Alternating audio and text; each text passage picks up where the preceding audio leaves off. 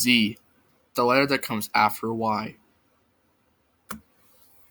Everybody knows SpongeBob SquarePants. It is a very popular show on Nickelodeon. This show caused a lot of buzz, and I happen to be one of the biggest fans of it myself. I really love how this show takes place in the sea. Alright, let's go back to the year 2004. Do you all remember the SpongeBob SquarePants movie? Oh, I'd really love to watch it. It airs on Nick sometime, or it usually airs. Here's a synopsis. There's trouble brewing in Bikini Bottom. Someone has stolen Katie Neptune's crown. It looks like Mr. Krabs, SpongeBob's boss, is the cult red. Though he's just been passed over for the promotion of his dreams. SpongeBob stands by his boss, along with his best pal Patrick, sets out on a treacherous mission to Shell City to reclaim the crown and save Mr. Krabs' life. However, there was an unreleased director's cut. One afternoon, I was playing SpongeBob SquarePants Battle for Bikini Bottom on my PS2 in my room. I like how you battle robots in the game. Then I got bored and went on my computer.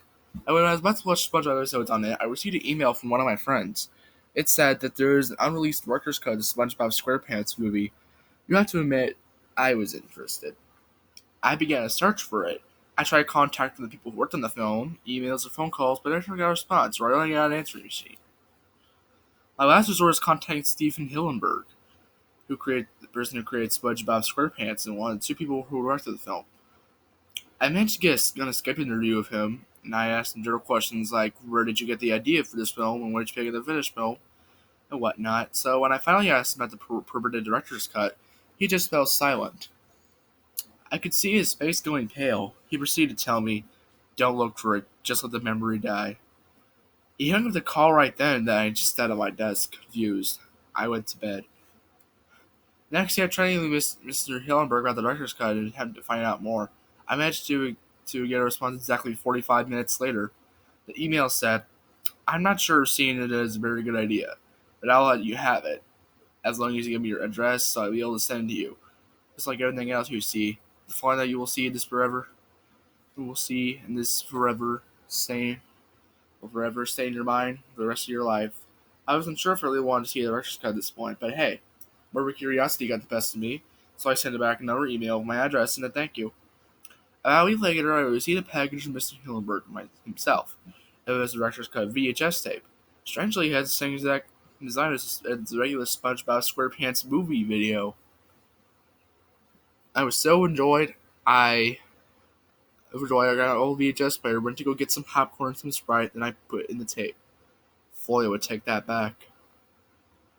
Well, the intro of the film was different. Where the pirates get the tickets to the SpongeBob movie. Well, the shot just stays there. It just froze on the pirate in the crow's nest, using the telescope. He didn't move at all. You couldn't even hear the voice of the pirates. It was just total silence. Gee, that's odd. After about 6 minutes, they cut to the scene of SpongeBob and Patrick driving in the Krabby Patty car singing the Goofy Goober song. Wow, this was pretty late in the film. Again, it was dead silence. It cut static for about 30 seconds, but again, it was quiet. The weird thing is that I can make up some sort of video with the static. It looked like Patrick, who was no longer in the car, was on the road, laying unconscious, and SpongeBob, who was still in the car, was running him over repeatedly as he kept doing that. Blood spurted on the screen. It was either food coloring that might have been used for making this realistic blood splatter effect, paint, or real. Or it wasn't your regular cartoon blood. I nearly vomited, but after the video clip ended, the film cut to the scene where SpongeBob and Patrick received their seaweed mustaches from Mindy. But again, it was silent. When I got to the scene where SpongeBob and Patrick had fallen into the trench without taking the stairs, right about when they had to hit the branch, it once again cut to static. This time there was no hidden video, thankfully, and it was just regular static.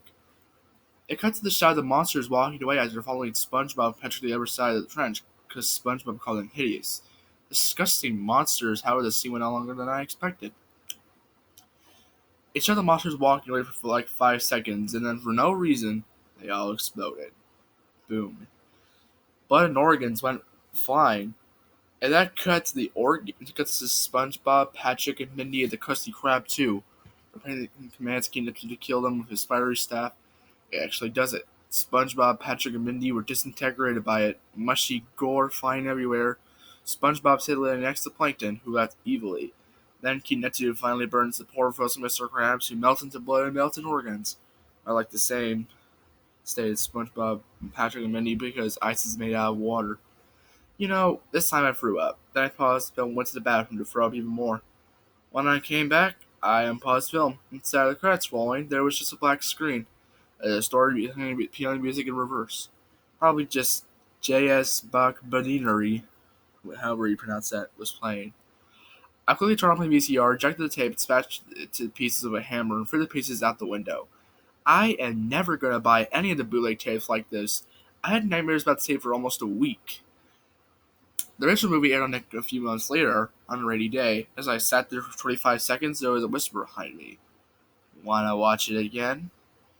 I turned around and it was a SpongeBob plushie with red eyes, smiling. I grabbed it, threw it out the window, and the rain soaked into it. Eventually it dissolved into mush, so no one else could see the film.